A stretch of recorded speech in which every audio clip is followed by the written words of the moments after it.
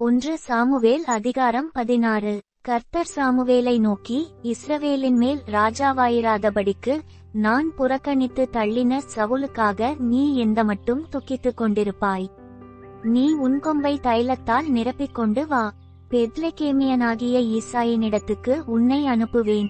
அவன் குமாரரில் ஒருவனை நான் ராஜாவாக தெரிந்து கொண்டேன் என்றார். அதற்கு சாமுவேல், நான் எப்படி போவேன்? சவுல் இதை கேள்விப்பட்டால் என்னை கொன்று போடுவானே என்றான். அப்பொழுது கர்த்தர், நீ ஒரு காளையை கையோடே கொண்டு போய் கர்த்தருக்கு பலியிட வந்தேன் என்று சொல்லி ஈசாயை பலிவிருந்துக்கு அழைப்பாயாக. அப்பொழுது நீ செய்ய வேண்டியதை நான் உனக்கு அறிவிப்பேன். நான் உனக்கு சொல்லுகிறவனை எனக்காக அபிஷேகம் பண்ணுவாயாக என்றார். கர்த்தர் சொன்னபடியே சாமுவேல் செய்து பெத்லெகேமுக்கு போனான்.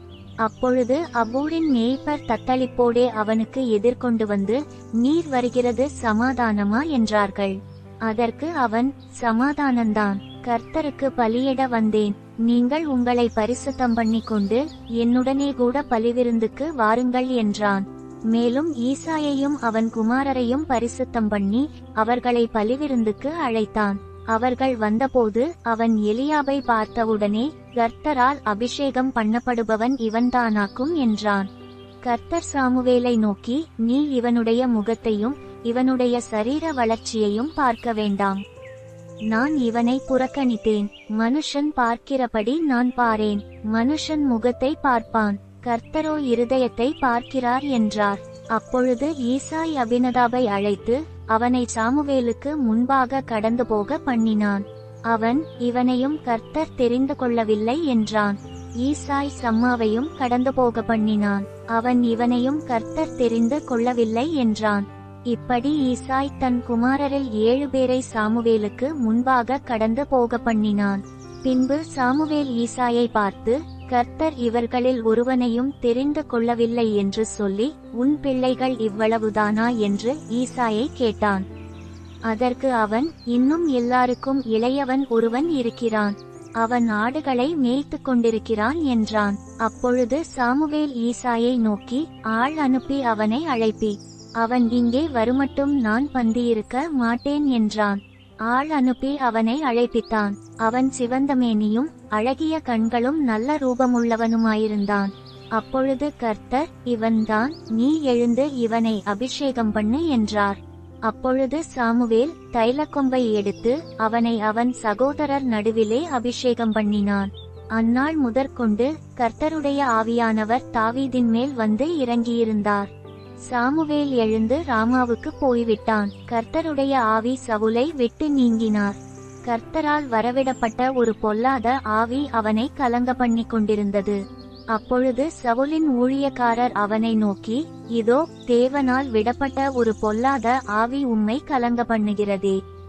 சுரமண்டலம் வாசிக்கிறதில் தேறின ஒருவனை தேடும்படிக்கு எங்கள் ஆண்டவனாகிய நீர் உமக்கு முன்பாக நிற்கிற உம்முடைய அடியாருக்கு கட்டளையிடும்.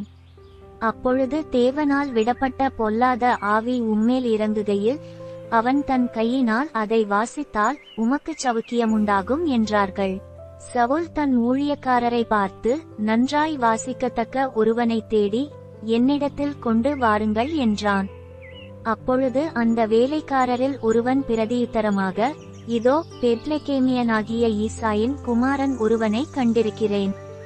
அவன் பராக்கிரமசாலி, யுத்தவீரன், காரிய சமர்த்தன், சவுந்தரியமுள்ளவன், கர்த்தர் அவனோடே கூட இருக்கிறார் என்றான்.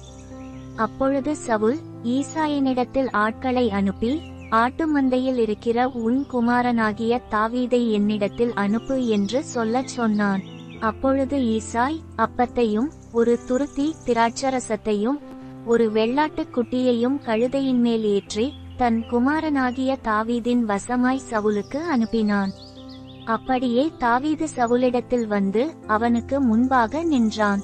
அவன் இவனை மிகவும் சிநேகித்தான். அவனுக்கு இவன் ஆயுததாரியானான். சவுல் ஈசாயினிடத்தில் ஆள் அனுப்பி, தாவீது எனக்கு முன்பாக நிற்கட்டும், என் கண்களில் அவனுக்கு தயவு கிடைத்தது என்று சொல்லச் சொன்னான்.